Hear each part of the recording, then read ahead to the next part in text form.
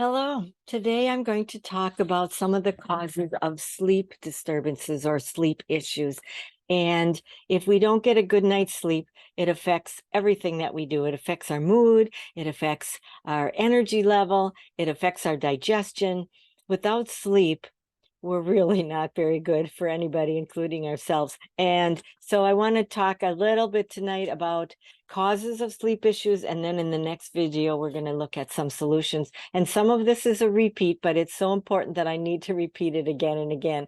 And so some common causes of sleep problems include stress and anxiety. All of us know that if we wake up at 2 a.m.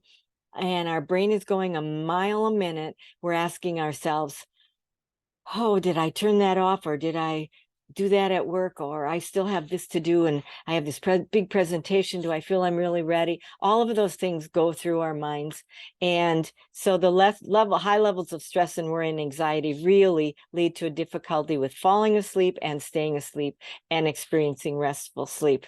Poor sleep hygiene, we've talked about that earlier. Really important if you have an irregular sleep schedule, if you have excessive screen time before bed, if you consume caffeine and sugar and large meals at least 4 hours before you go to bed, that is going to affect your sleep. Some people say no, it doesn't, but studies show it does. You just may not really even realize it. You may have a sleep disorder like insomnia, sleep apnea, restless leg syndrome, a lot of sleepwalking and night tremors or terrors, and those can interfere with your normal sleep patterns. Many medical conditions do, like chronic pain, of course, if we have some gastrointestinal issues, if we have respiratory problems, hormonal imbalances, if we have an issue with urinating regularly or more than regularly during the night, we have to get up and use the bathroom. That can really disrupt our sleep. Substance abuse, alcohol, nicotine, recreational drugs, that all disrupts our sleep patterns. Environmental factors, noise and light and temperature and other environmental factors affect us. Work shift or jet lag is a big one. I traveled this summer to Paris for 2 weeks, and I slept fine when I was there, but when I got home, I was all, I call it discombobulated, and I had a really hard time.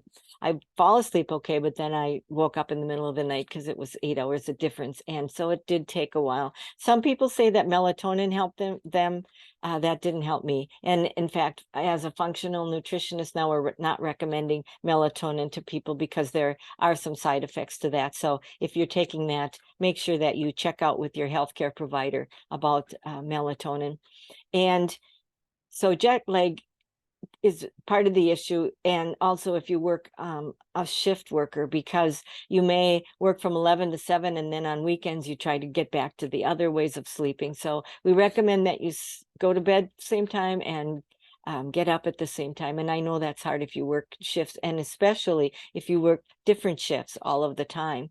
When I was in college, I worked at Borden's, and we worked 4 hours on and 4 hours off and 4 hours on. And it was fine because I was a teenager, and we'd work for 4 hours, we'd go to the beach 4 hours, and we'd go back to work. We always managed to find time to sleep and to go out with friends, but it does play havoc on your sleep patterns, especially as we get older. Age again leads right into that one. Our sleep patterns naturally change as we get older, and older adults experience changes in sleep duration and structure, which can lead to sleep problems. And actually, the studies show that adults, as we get older, we need less sleep. And many people think we need more sleep, but a lot of times it's through boredom. If we don't have a good social life, a lot of people in the nursing home sleep a lot because they're bored and they just don't have anything to do and they're not very active. And the less activity we have, the more tired we feel. And so it's important to have a social activity and social life. And we'll talk more about that in the next video. As I said earlier, hormonal fluctuations will really affect, especially during menstruation, and if we're going through menopause, if we have hot flashes and night sweats, that all affects our sleep. Mental health conditions like PSTD, a lot of people when they come back from the wars cannot sleep, and when they do, they hear and see things the minute something sounds like it did when they were overseas fighting. It triggers something in their brain, and so they have a lot of hard time sleeping. It may be the circadian rhythm is affected, and so if it's with the sleep phase, sometimes people's sleep phases are affected, and it actually is a disorder. And so there are activities, there are exercises, there are things that people can do to work on that. And I have a whole bunch of resources if you think that you have that condition. A lot of times we have digestive issues like acid reflux, or digestive issues, feeling bloated or having a lot of gas during the night, and that can affect our sleep. And again, we recommend not eating 4 hours before you go to bed, but acid reflux is a really tough one because that affects people when they lay flat and they have to sit up part ways sometimes. Lifestyle factors like a lack of physical activity or excessive alcohol or caffeine and irregular meals really impact our sleep. And then there's some medical treatments such as chemotherapy and radiation.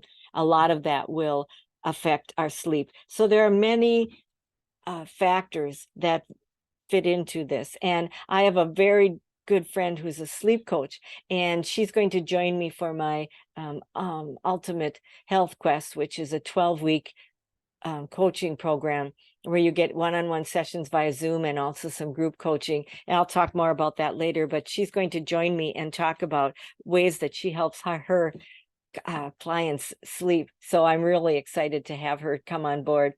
More to follow.